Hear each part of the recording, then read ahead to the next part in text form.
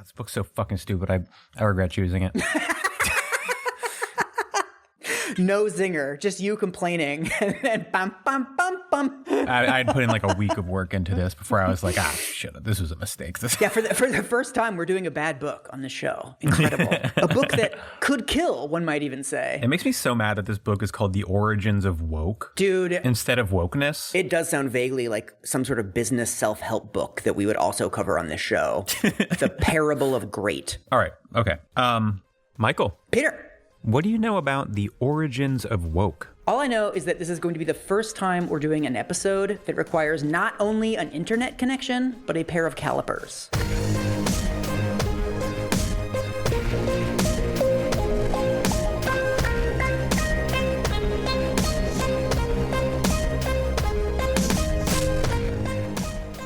All right. The Origins of Woke. This is a book by Richard Hanania, came out last year. Little look behind the curtain. Ooh. When you go 2 or 3 months without releasing a podcast, what you want to do is come back with a book that no one's ever heard of.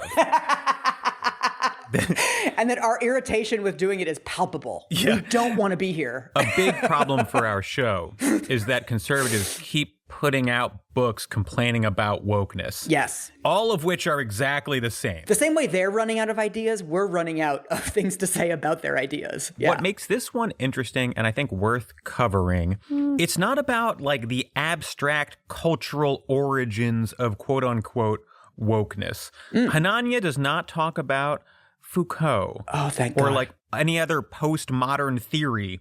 He blames civil rights laws for the modern cultural context. And that is the premise of this book. I'm imagining him quietly putting away a dog whistle and just pulling out a whistle. He's just like, look, we're just saying it at this point. That is, I think, the purpose. This is not aimed at a popular audience. This is aimed at powerful conservatives, especially, I think, the next Trump administration. Yeah. Which I think is why it's worth analyzing, despite the fact that we've talked about wokeness before. Although one thing I was going to say, I was going to try to turn this into a zinger, but like, you know how Lady Gaga has like little monsters and Taylor Swift has Swifties? Mm-hmm. I was going to say that like this dude's fans should be Hananiacs, but then that requires him to have fans. Right. And like, other than fucking center-left journalists who are like, these ideas are important to take seriously, I haven't actually seen all that many conservatives say that they like this guy. I think there's something where like, even conservatives can tell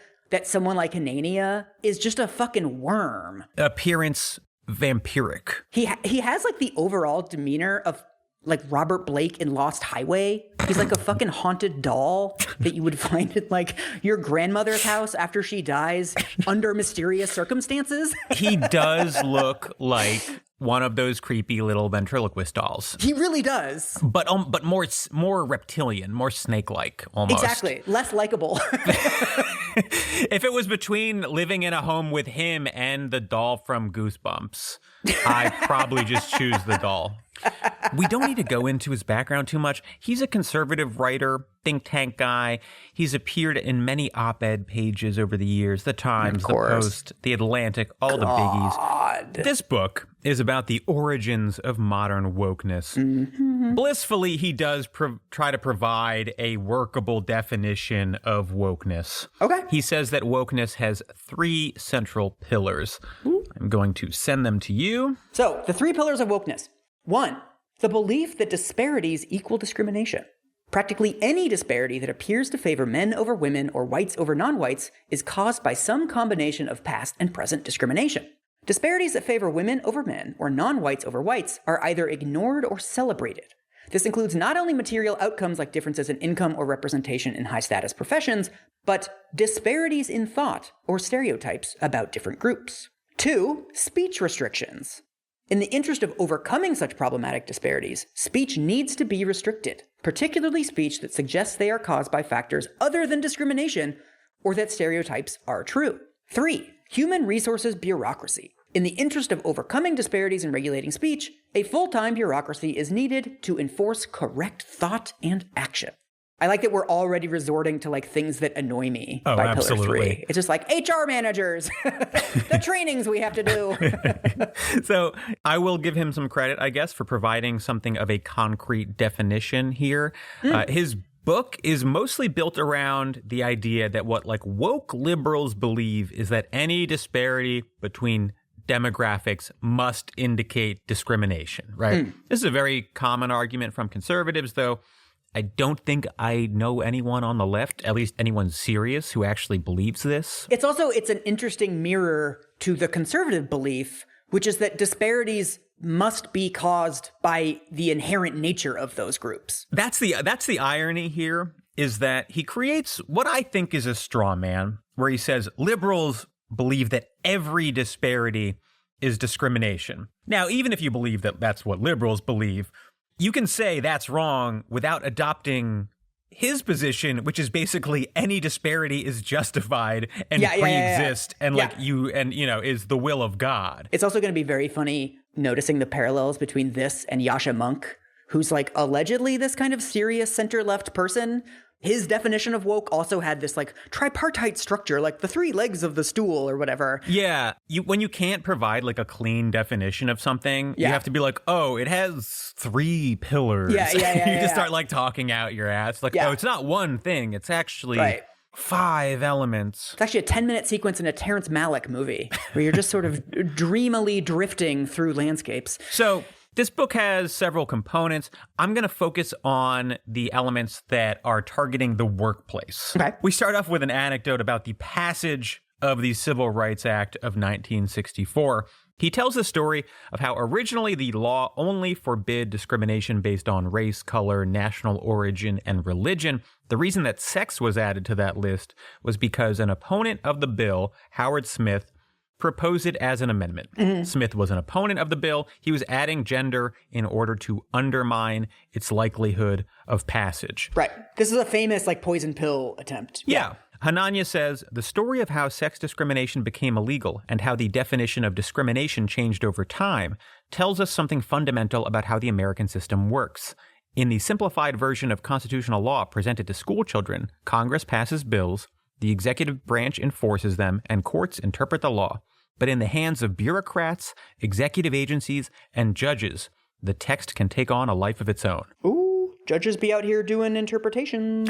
So I guess his whole point here is that this is an example of how something can become law without really reflecting the beliefs of society or maybe even the beliefs of legislators. Right. The problem with this story is that it's kind of half myth. Like Hanania and a lot of people make it seem like this was an accident. He says it was proposed as a joke and then just says, despite Representative Smith's intentions, the amendment passed, as did the Civil Rights Act, which like sort of leads to the question of why a joke amendment would pass. Yeah. And the answer is that when the amendment was proposed, Martha Griffiths, one of the few female representatives at the time, rallies support, convinces LBJ to support the amendment. They get all this momentum and then it becomes part of the bill. So the story is told on the left as sort of like a tale of hubris, right? I do love the idea of like, this is so far out there, pretty soon they're going to start saying that women are unequal in society too. I'm going to call your bluff. They've been doing this forever, where it's like, what's next? The way he's framing this is like, this is a weird fluke that this sort of tells us something about how like off-kilter discrimination law is, but like, isn't this actually just a story of political will? Yeah. It's not an accident that the amendment gets passed. It's the result of people who support it mobilizing for something they believe in. I do like the idea of some laws basically being mulligans. You're like, oh, this one doesn't count. Nobody really wanted this one. He's trying to make this argument that like elites and bureaucrats have taken the simple law and turned it into something much more sprawling and pernicious than anyone at the time has envisioned. This is like the big theme of his book, that this is all very divorced from the will of the people. These liberal bureaucratic elites have taken control of civil rights law. Right. He focuses on 4 outputs of the Civil Rights Act: affirmative action, disparate impact, harassment law, and Title IX. For our purposes, we're going to focus on the middle 2 again, disparate impact and harassment law. There is a section titled Disparate Impact. Everything is illegal. Yep. I remember this from civics, the anti-purge. So basically, Civil Rights Act, made discrimination in employment illegal, but it didn't define what counts as discrimination, really. Everyone knew that you couldn't just say whites only in hiring anymore, right? But like, what about job requirements that aren't explicitly discriminatory, but still disproportionately impact Black people, for example, right? Enter the Supreme Court. I have a podcast to recommend about this institution. I'm going to send you something. This is a quick summary that Hanania provides. He says, the Supreme Court sanctioned this approach in Griggs v. Duke Power Company, which ruled that intelligence tests on which blacks scored lower than whites could not be used in hiring without creating a presumption that the employer was discriminating based on race. The new doctrine of disparate impact did not require any discriminatory intent on the part of the firm. As long as something the firm did benefited one group at the expense of another, it could potentially face legal liability. This sounds roughly true, no? He's not providing the best faith framing, but this is more or less true. He's basically saying, like, look, companies should be allowed to require that their employees take aptitude tests of various types, and they should be able to hire on merit. Thanks to the Supreme Court, companies that hire based on merit are just being punished if it turns out that they hired a disproportionate number of white people, even though they were just trying to hire the best people. Yeah, that's why no companies are disproportionately white and male anymore, because if you do that, they send a SWAT team. I think it's instructive here to take a look at that Supreme Court case, Griggs. Hanania sort of quickly glosses over it. He just mentions that this company had an intelligence test as part of their employee evaluation process, but he leaves out some key details. Prior to the Civil Rights Act being passed, this company had an express policy forbidding Black people from working in any positions other than manual labor. Jesus. On July 2nd, 1965, they start requiring that anyone who wants to transfer out of the labor department to a more senior department take and pass 2 intelligence tests.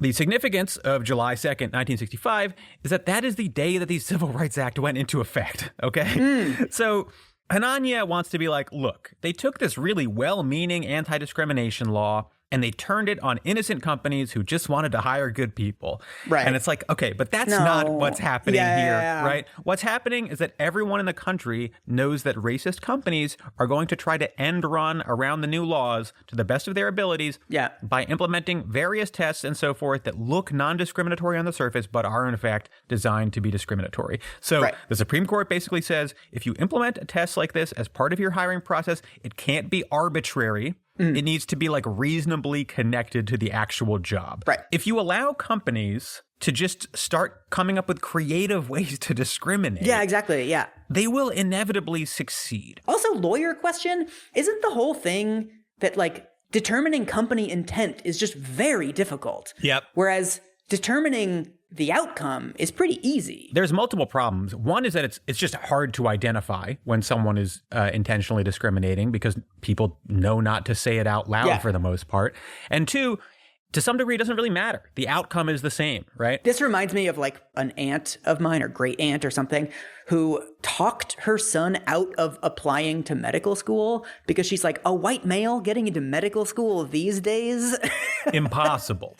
I just want to show her statistics of like, no, white males are going to medical schools.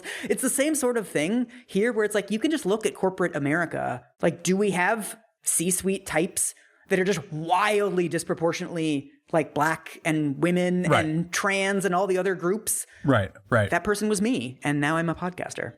I'm brave for not going to medical school and podcasting instead. The only place where white men are still accepted. Thank God. Thank God. You can't take this away from us, woke. So the second part of the argument against disparate impact laws is that this is all contrary to the will of Congress. They never intended for the law to be used so broadly.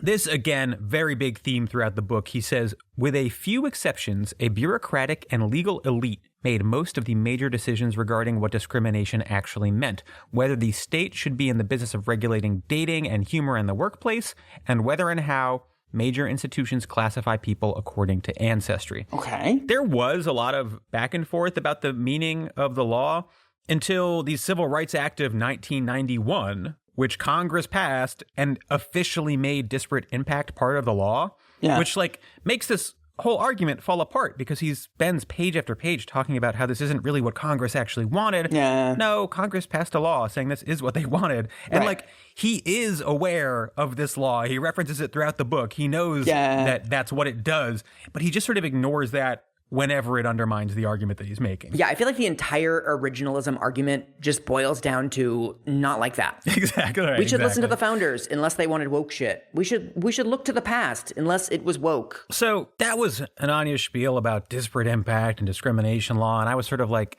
is this just going to be like a rehash of like big picture conservative arguments against discrimination laws? Yeah, I'm a little worried about how borderline reasonable he sounds, or at least like in keeping with boilerplate conservative orthodoxy. He's not deviating particularly far from like the Republican Party platform. Yeah, give me the calipers, Peter. I want the word brain pan to appear in the next 5 to 7 minutes. What's interesting is that he doesn't veer into like express racism as much as he reveals himself as someone who doesn't have normal opinions about what human life should be like. Oh, good. Oh, good. So he starts to talk about harassment law. Okay. This is the most bizarre portion of the book because his vision of what a good workplace looks like is so detached from the opinions of a normal person. Fuck yes. That it's like, it's hard to parse. So throughout the book, he consistently argues basically that workplaces used to be like cool, collegial spaces where everyone could be friends and joke around. But now, because of harassment laws, you can't even tell jokes anymore. You can't even try to fuck your coworker. You can't use the word sugar tits at meetings. His basic argument here is the same as it is with discrimination laws. The original idea was fine, but then courts and bureaucrats have like steadily expanded the definition of harassment to the point where it's unworkable and ridiculous. So to give you a basic understanding of federal harassment law, we're talking about hostile work environment claims. And under the law, someone's conduct in the workplace is harassment only if it is severe and pervasive. Right. This is why all these anecdotes of like, I said a colleague's hair looked nice, and the next thing you know, I heard from her lawyer. That's why all those stories are bullshit and they never check out. Exactly. Because there's no way any court would determine this is an environment. But it's a great opportunity for bad faith arguments from conservatives because when you sue for this, you of course would list out every incident, right? Some of which in isolation might not look very severe, right? They might look very minor. So for many years, conservatives who don't like these laws have cherry-picked out the most like inoffensive examples from these cases and held them up as proof that the whole system has gone too far. So Hananiah does some of that, and he also just gives examples that like any person would find offensive. So I'm going to send you a little bit.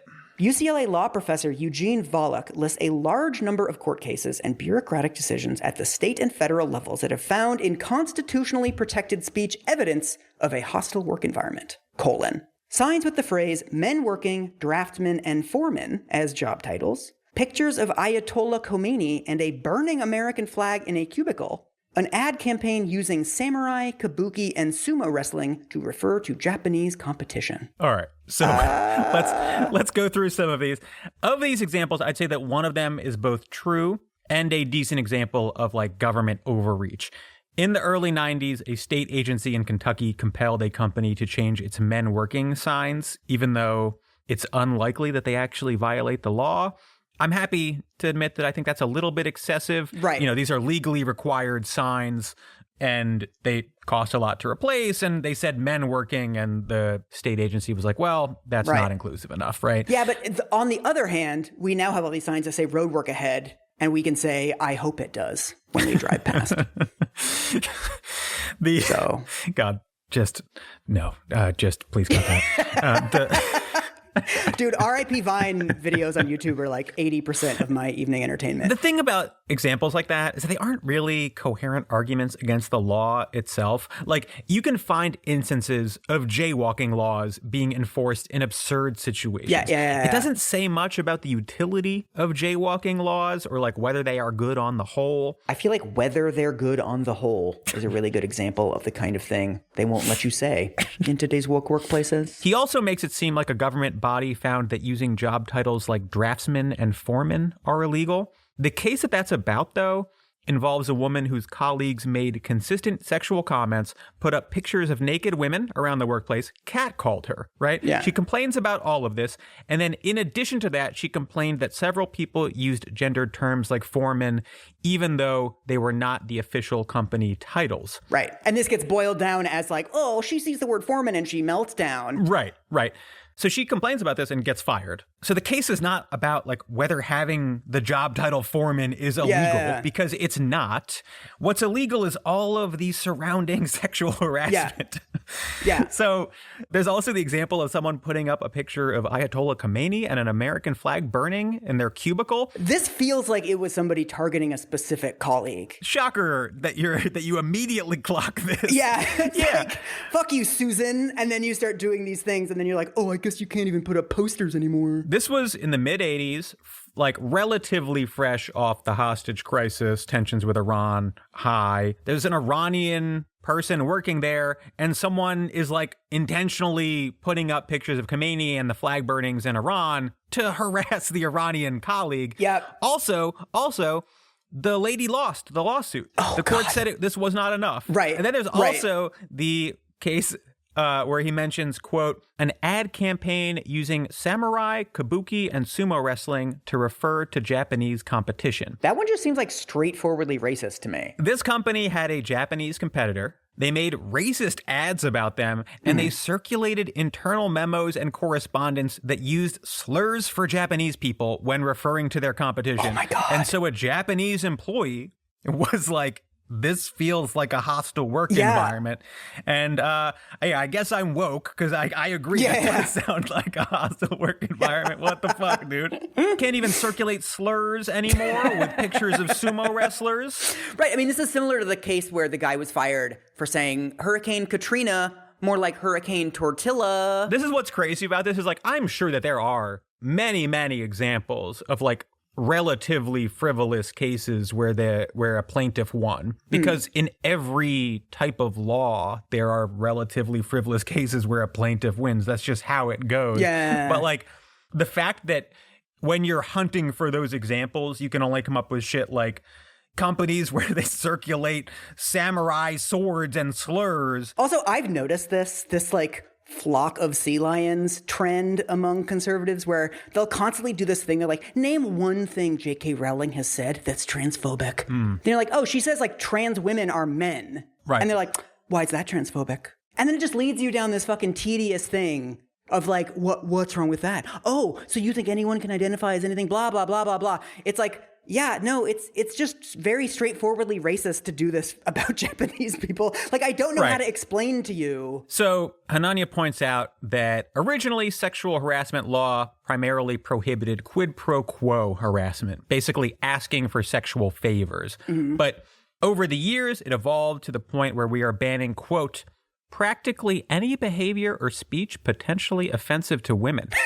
The evidence he gives for this is that, quote, offensive language and pornography can constitute a hostile workplace, even if not targeted at any particular employee. Oh, so I can just have like porn posters in my cubicle? I guess he wants us to think that this is all ridiculous. Like, I can't even watch untargeted porn at work anymore.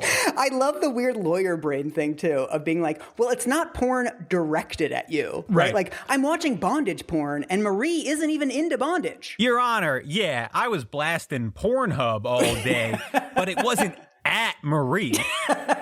He's referring to a specific case, which I looked up, and it's a workplace where several men consistently referred to female customers as a, quote, fucking bitch or fucking whore. Oh, God. There were conversations about the bodies of female colleagues, conversations about masturbation and sexual experiences, consistent sexual jokes, sexually explicit music being played, and, porn. Yeah. Normal people don't think this is a good or desirable thing. The idea that he's like, this will resonate with the public. You can't even watch porn at work. I love the idea of going around my job and asking everybody what kind of porn they watch so that I can make sure that I'm watching like the generic stuff at my desk. If you don't want to watch porn, don't work at AutoZone. Yeah. There is one more case that he mentions that I want to discuss. Okay. I'll send you this in 2 parts because Zoom is forcing me to. I love that you've been Hobbs-pilled on like every single time they do these sort of stripped of context little anecdotes that are like one sentence long. You're like, I don't know, man. And also, like, I don't know, I was an employment lawyer. Like, when they're like, it's illegal to have the job title foreman now, I'm just like, no, it's not. I've seen that job title. Like, where? We are, like, our brains are broken from doing podcasts about this shit, but also, you think people like book editors and other pundits would also have the same capacity to just look at these anecdotes and be like, no. Right. It's not that hard what we're doing. You have to do inclusive job titles. Like, it can't be foreman. It has to be for person. It's for they now. For they them. You can't even be a foreman. You have to be a trans man. All right. Okay. So he says, a 2021 verdict shows how conduct that should be settled by private parties, or at most result in compensatory damages, can lead to crushing penalties for a corporation. In 2015 and 2016, a black father and son named Owen Diaz and Demetric Diaz worked at a Tesla plant. Oh no. They sued the company for racial discrimination, with the father's claims alone making it to trial. Racial slurs were used in the presence of Diaz, and he saw racist graffiti on a bathroom wall. It appears that the workers allegedly responsible were mostly or all minorities themselves, and each time an allegation could be verified, the employee was punished. Tesla claimed that they had taken enough steps to address the concerns of Diaz, and also that he was a temp worker and not their employee, so the company was not responsible for protecting him from discrimination anyway. A jury disagreed and awarded the plaintiff $137 million, an amount that the judge reduced to $15 million.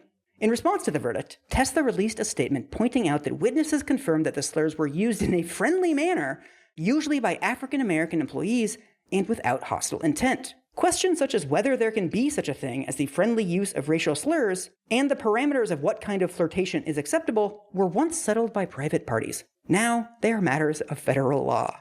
You can't even call people slurs as a joke anymore. He says that these slurs were used in a friendly manner, usually by African American employees and without hostile intent, right? So I think that what he's trying to do is frame this as like black employees were using the N-word toward one another in a casual, colloquial, friendly manner. Right. And then due to wokeness, Tesla had to pay millions of dollars, right?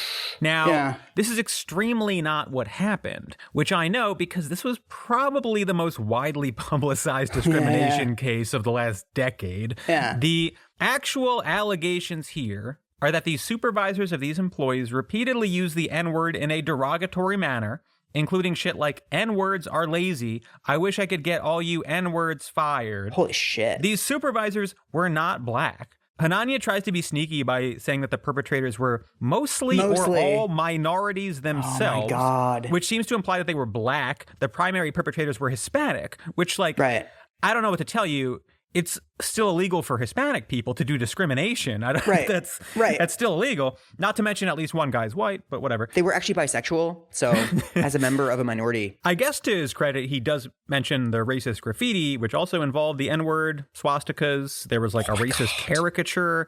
On top of all this, there were almost no investigations into the conduct, despite many complaints. Those two people were like two of several plaintiffs, and some of the allegations that other plaintiffs had were worse. What the fuck, Richard? We're talking about like way outside of the bounds of a normal workplace, to the point where like I was shocked that there were workplaces like this. Same. Yeah. You're like, rationally, someplace like this exists, but when a large company has a problem like this, as someone who's been an employment lawyer, it's just like that. If you gave me that case, that would have been the worst case I had ever seen by a mile. And then Hanania's like, you won't believe the overreach of anti-discrimination law. Right. Wait, okay, sorry. I have a beef with this too. Hang on. Okay. So this is another thing that these large settlement amounts, $137 million, always get reported in the media. And then in almost every case, especially when there's a large corporation involved, they always get whittled down. So Hanania mentions that the award got whittled down to $15 million. I just Googled Diaz racial settlement, and it was then whittled down again to $3.2 million. Right. He then settled out of court for presumably even less. No, it's never even close to the headline amounts. Yeah, exactly. So it's also supposed to be this like huge injustice, but this guy did not get enough money for Tesla to meaningfully want to stop this behavior. Also, like he says, one of his complaints about this is that these questions were, quote, once settled by private parties. Now they are matters of federal law. Yeah, that's not true at all. What Hanania really means is that before civil rights laws came around, employers had a right to do this sort of shit. And if you complained about it, you were fired. Yeah. The bottom line here is very simple. He thinks that this stuff should be allowed. There's no workplace environment that he would characterize as hostile. Right. Unless it's hostile to conservatives. Yeah. Because even if you want to super duper duper steel man his fucking argument, the idea that someone can repeatedly call you slurs as a joke is a terrible argument. If someone was calling me faggot at work all the time, and they're like, oh, I'm only joking, dude, that's really fucking hostile. Michael, if you want to sue me, just sue me. We don't have to keep hashing this out on the podcast. You caught it. That was my intention, Peter. You do know my intent. You know, I think what's interesting about the discussions of harassment are that it's no longer about like merit, right? When they're talking about discrimination generally, they can be like, oh, this is really about merit. We want to hire the best people. And if you implement this test and it turns out that white people are the best people, then so be it. That's what merit is, right? But when it comes to harassment, you don't have that to fall back on. It's just sort of like, I don't know. I think you should be able to play porn on the TV and say the N-word at your colleagues. So next he turns to age and disability discrimination. Now, I immediately zoned in for this because as someone who worked in this field, age and disability claims are often some of the most obvious. Yeah. This is the one area where managers will sometimes just straight up say it. They'll be like, well, they're old. We need someone young and fresh. They have this disability. They can't do the job quite as well. Right. This is just an area of the law where I don't think the discrimination is worse, but it is, I think, to some degree more open. Yeah, Joe Biden is currently being discriminated against simply because of his age. All right, now I'm going to send you something. He says, Congress has also made age discrimination illegal, first in employment in 1967 and then in 1975 in programs receiving government assistance. Brains naturally deteriorate as they get older, meaning that the principle that one should not discriminate against the elderly is at war with the principle of merit, particularly in fields that rely on higher levels of cognitive performance. It is therefore unsurprising that tech companies like IBM, Oracle, and Google have been legally targeted in recent years. I mean, so I guess he's saying that because brains deteriorate with age, you should be able to just fire older people without repercussions. Yeah, but obviously they deteriorate at different rates and in different ways, and it depends on the job. Again, just a misunderstanding or a misrepresentation of how these laws work. If someone is bad at their job because their brain sucks, it's not discrimination to fire them. Yeah. But if you fire them because they're old and so you are assuming that their brain sucks, you're advocating for firing at least some people who are totally fine and able to do their job just because they're old. What else would discrimination be? Of course, the best argument for this is Donald Trump, but I imagine he's not arguing for Trump to be disqualified. Or if someone wanted to fire people who look vampiric and slimy at the same time, I don't think he would like that rule very much at all. The thing is, there is like a little part of me, every time people talk about him being like a haunted doll or like a worm, I'm like, hey, just because someone's demeanor is deeply unsettling and makes everybody uncomfortable doesn't mean they're a bad person. No. As a member of the unsettling community. You're on the right track with the beard.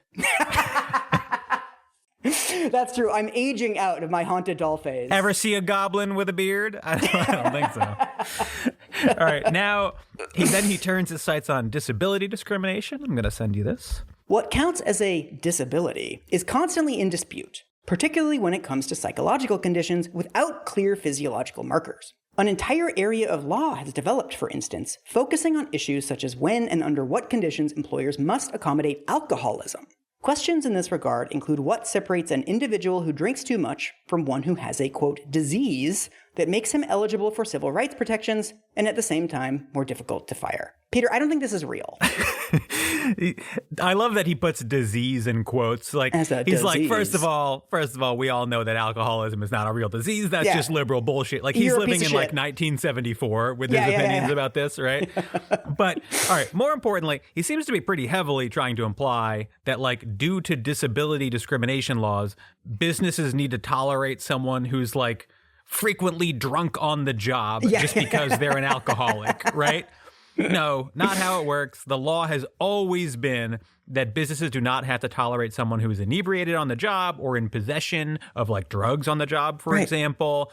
A good example of what might protect someone who is an alcoholic under these laws would be like, let's say that you are an employer who frequently lets people leave at 4 p.m. to go to doctor's appointments, right? And then someone who's an alcoholic says, I have an AA meeting and I need to leave at 4 p.m. Right.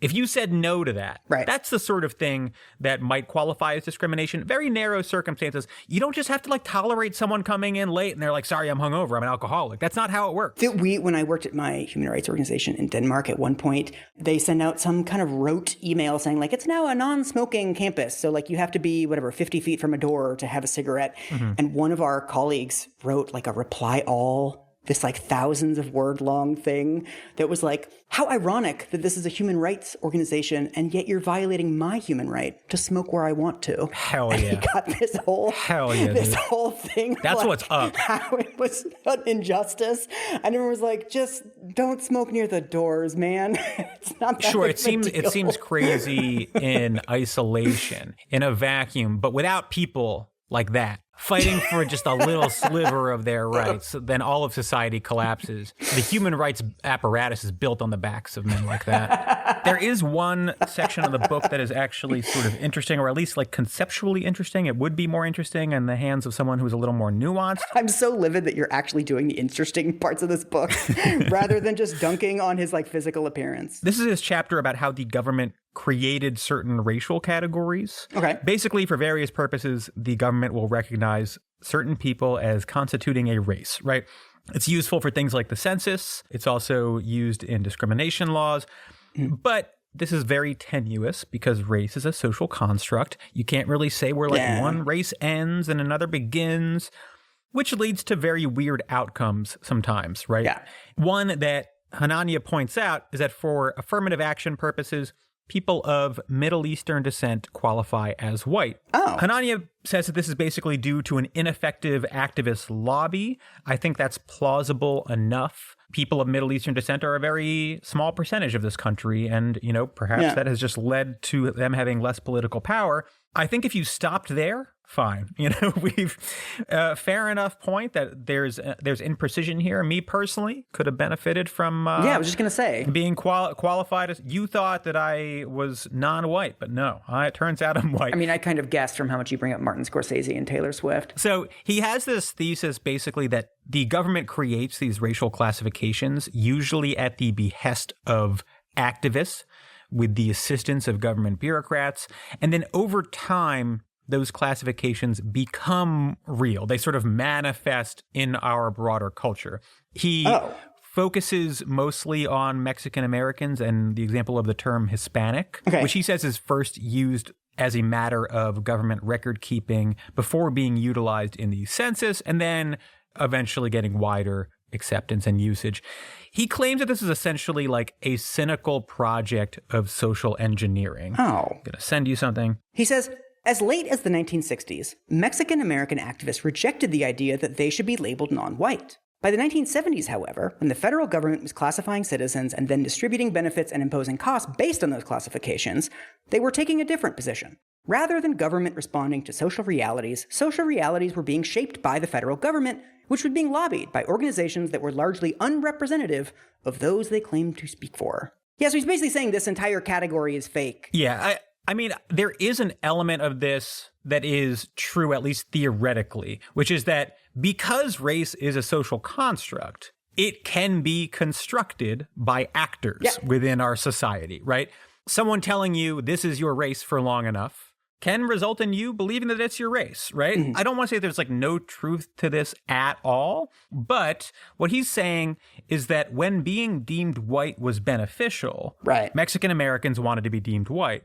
But then the civil rights era comes and suddenly they're like, oh, it's beneficial to be non-white. And so they sought to create this new racial category to designate themselves as non-white and enjoy the delicious spoils of non-whiteness that all minorities enjoy in this country. Because, of course, if you're a conservative, you believe that it just rules to be a minority in this country. Yeah. As a gay person, I just get my check from the government and my Obama anal beads every month. And the history of the term Hispanic is interesting. I mean, it's largely true that for the first part of these 20th century, Mexican Americans often fought to have themselves considered white because being white came with like express legal benefits. In 1930, the census included Mexican as a racial category, but Mexican American activists and the Mexican government itself lobbied to have that changed. And then it wasn't until 1970 that you see a similar racial category appear again in the census, and then Hispanic appears in 1980.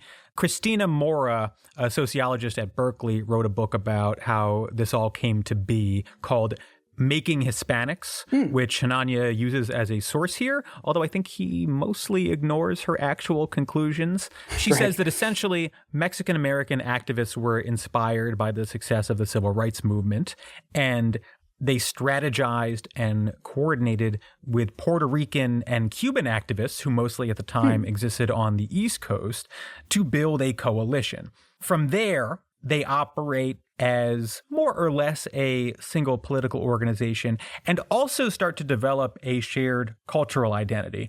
So she talks about how there used to be like Mexican-American TV stations and Puerto Rican TV stations, and they start to merge them and create this single cultural space for Spanish-speaking populations in America. Hanania is arguing that the Hispanic label is popularized because the government endorsed it.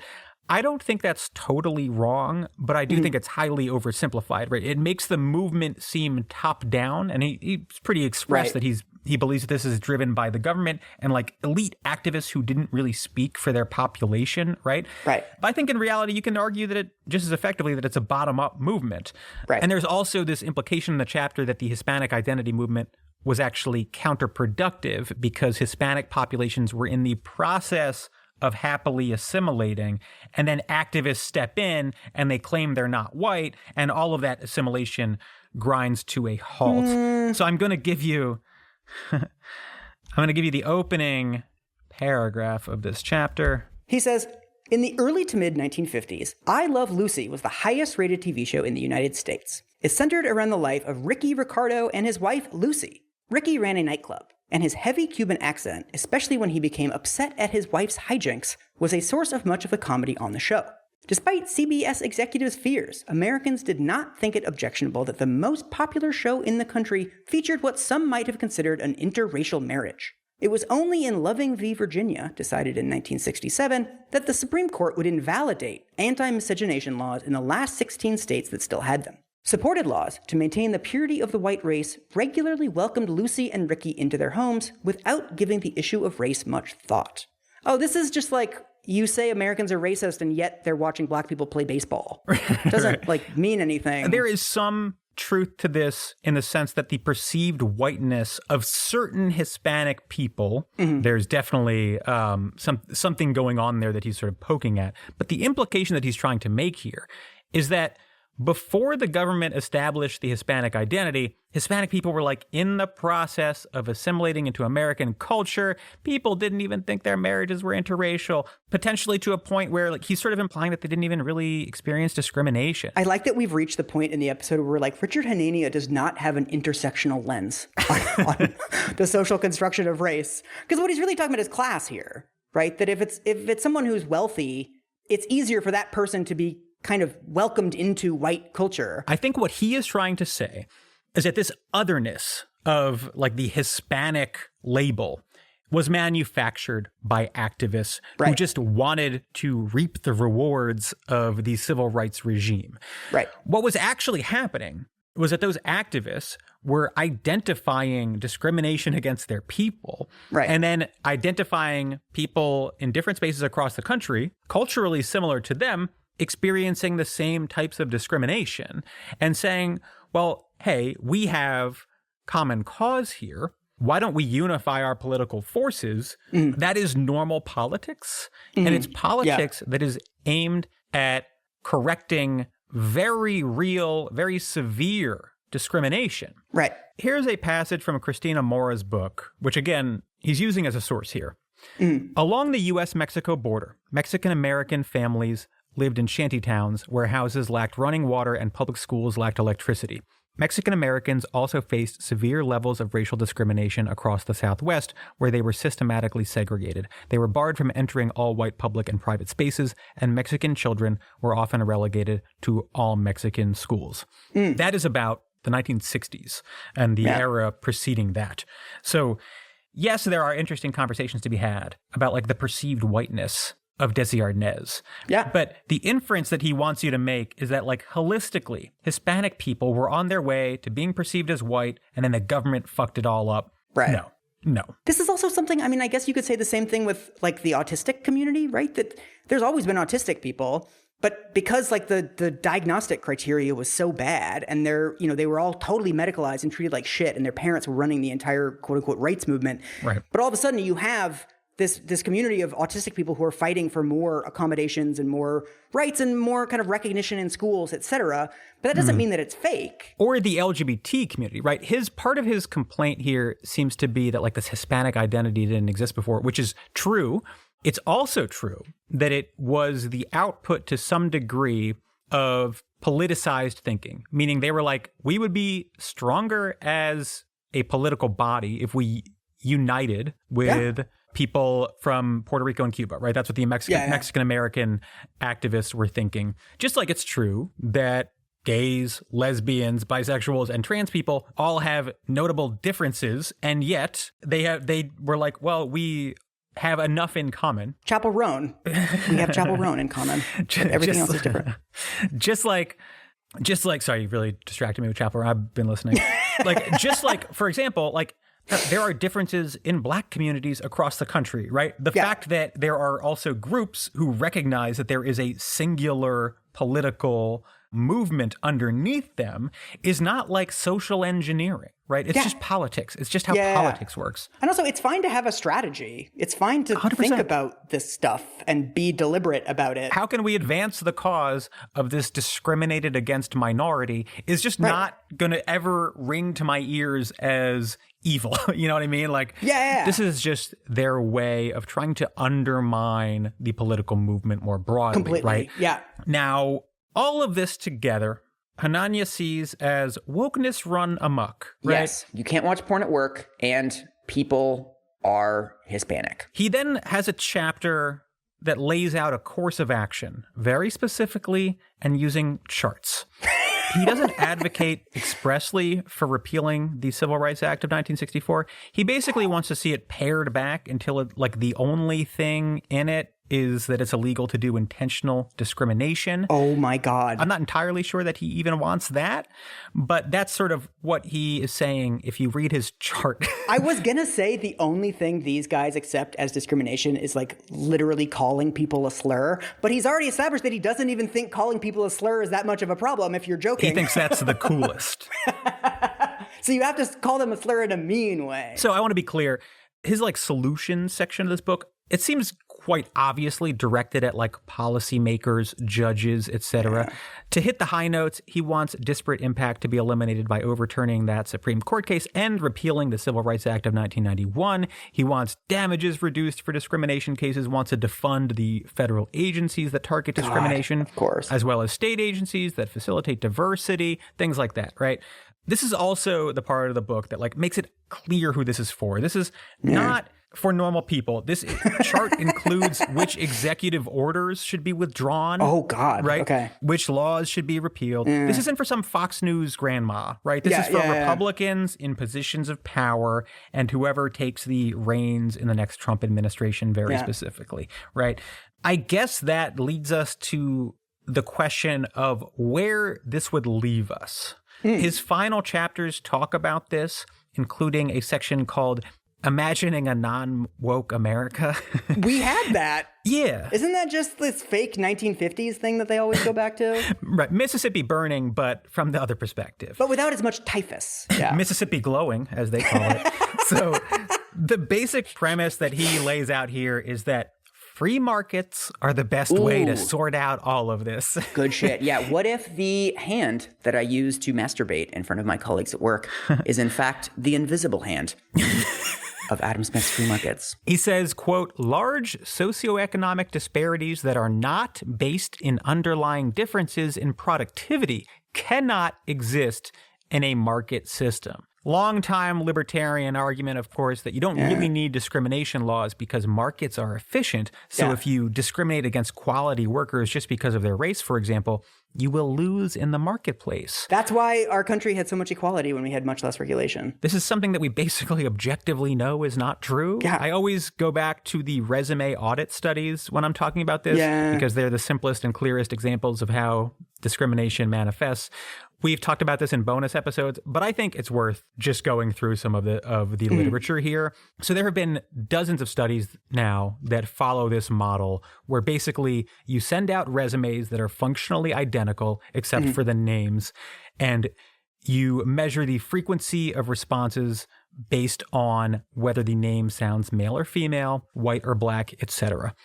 These are some of my favorite studies, in part because they're so clear, and also because you need to go full send on the names so that it's clear which race they are. So it's always like Jaquan versus Blake. Yeah. I was just reading about this. The researchers oftentimes hire J.K. Rowling to do this. They're like, ooh, Cho Chang, Kingsley Shacklebolt. It's a little too obvious, Joanne. So back in 2003, there's a very famous study where a couple of researchers sent out about 5,000 resumes in response to help wanted ads and found that resumes with white-sounding names got about 50% more interviews than those with black-sounding names. There have been a bunch of similar studies, especially since then. In 2017, there was a meta-analysis of similar research that found that white applicants received 36% more callbacks than equally qualified black applicants, and also that there has been no change in that gap since 1990. Well, a 2021 paper was published where researchers sent out 80,000 plus resumes to large employers. They found that the gap is actually much smaller at large employers generally, about 9%, but also that both race and gender discrimination were highly concentrated in a few employers and a handful of industries. So sales jobs, retail were more discriminatory. The auto industry was the worst offender. They also found that having centralized HR operations was found to reduce discrimination. Yeah, that makes sense. Standardized processes. Exactly. So keep in mind that was one of the central pillars of wokeness, according to Richard. Turns out that's one of the things that reliably reduces the most obvious discrimination. And of course, one flaw with these studies is that it's only the first stage of the process, right? That's right. It's only who gets invited for an interview. But of course, there's all kinds of other barriers once you get to the interview. And it's also important because it shows the opposite of what conservatives claim is happening. Conservatives argue that companies are hiring unqualified minorities over qualified white candidates, right? But the reality that we can see through the data is that they aren't even hiring equally qualified minority candidates, let alone less qualified candidates, right? Now, I'm going to send you, God, he really fucking loses his mind. He says, the beauty of markets is that people are free to make such decisions for themselves. As with many other things, some women like to be in an environment that accepts sexually charged jokes, while others find it distasteful or even frightening and disturbing.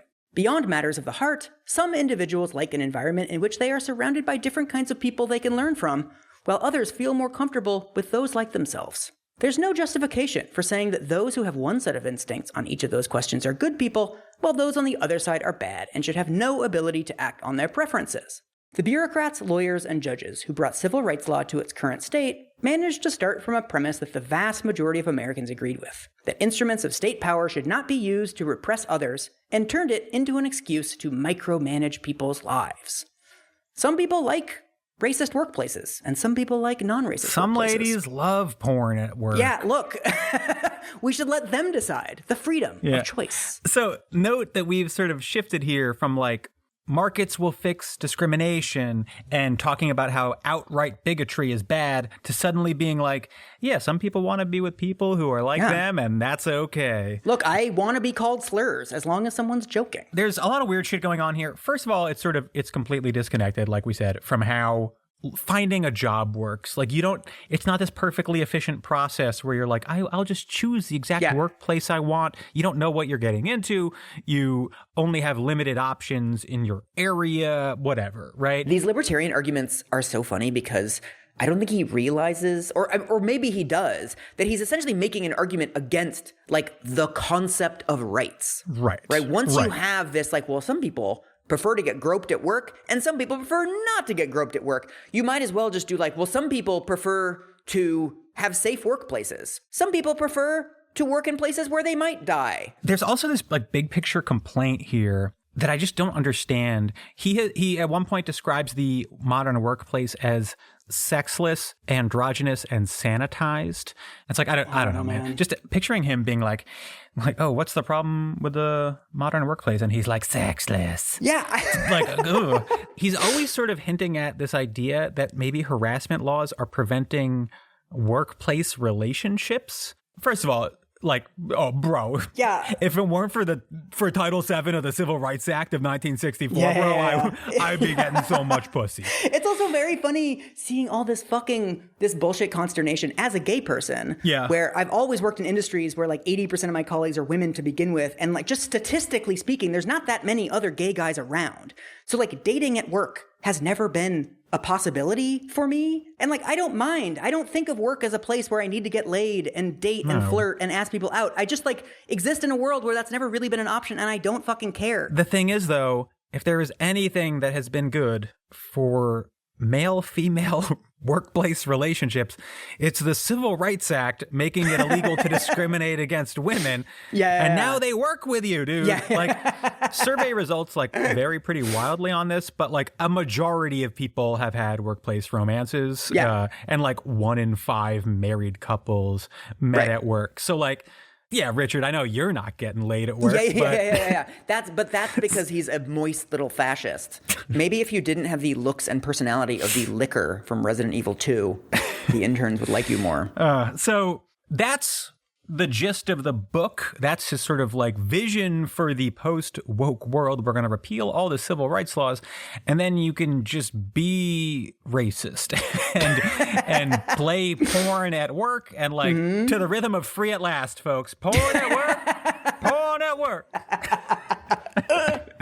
These guys all just very openly want to go back to a world that we've already had. So I guess we have to talk about it. Right before the book was published, the Huffington Post ran a bit of an expose on Richard where they revealed, and listeners at home, you're never going to believe this. I'm ready. He used to post on white supremacist websites. Between 2008 and 2012, he posted explicitly racist and sexist content under a pseudonym.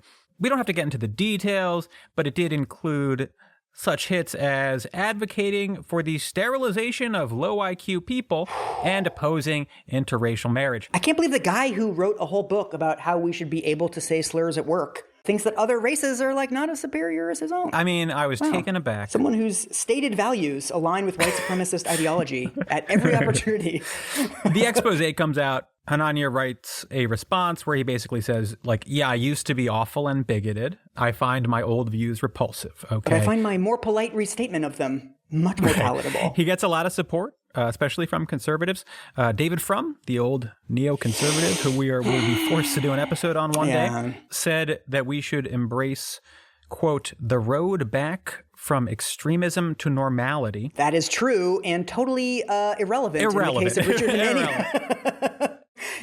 People have to change their minds for us to do that, David. Right. You have to change. So a lot of people on the left, Jamel Bowie, Jonathan Katz, a freelance journalist, basically wrote to be like, well, not only does Hanania post racist things online still, which, by the way, like, go to his Twitter feed if you want to subject yourself to it. But like, what is the difference, right? At best, he has sort of dressed up what was once outright racism into something nominally more palatable. But to me, I guess the question is like, if an open white supremacist wanted to present a more palatable version of his views in order to mainstream them, what would be the difference between that person's output and Richard's? Yeah. It feels like the people who want him to be forgiven are just asking for us to play dumb, and like, no thanks. Yeah. You know, by the way, one of the publications he wrote for in his more racist heyday was VDare, openly white supremacist right-wing website. Yeah. He cites Stephen Saylor, who's a current VDare writer in this book. Yeah.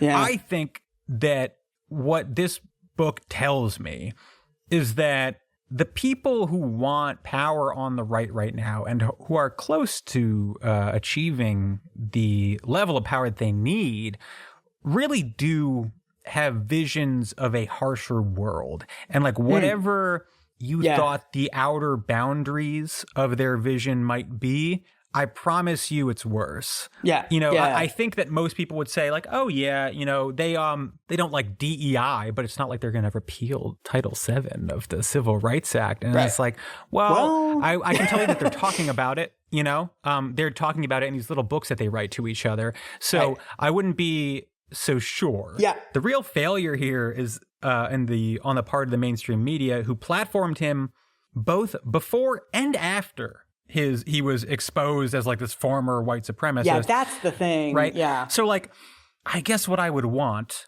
is some evidence that his denial is sincere. Yeah. And I'm not sure that I have any. And but you know, more importantly, I'm just not sure that it matters because the gap between VDare and the far right of conservative punditry is very small. I feel like the redemption arcs are getting shorter and shorter, where it's like, you guys say this young man has all these like white supremacist beliefs, but he's reformed. He just came out with a book about how we shouldn't have the Civil Rights Act anymore. Well, it's not about whether this guy should be canceled or whatever, but it is funny that people still talk about cancel culture when all he had to do was put out one article being like, I don't believe that anymore. I believe in all that stuff. I just say it differently now. It is. I mean, the real question is like, what's it going to take? Jesus.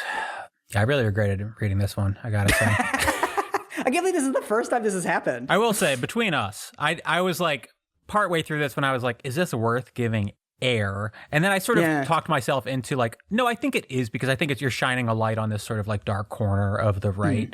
I definitely wouldn't have done it after a 2 or 3 month hiatus if I had realized what I was getting into. The only thing I've actually learned from this episode is that you're just as white as I am, Peter.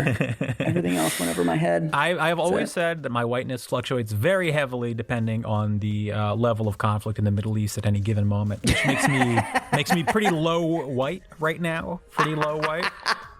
The thing is, it's the same thing with me and gayness, but because it's Pride Month and I have to deal with gay people more than usual, I'm both more gay and more homophobic than any other month of the year.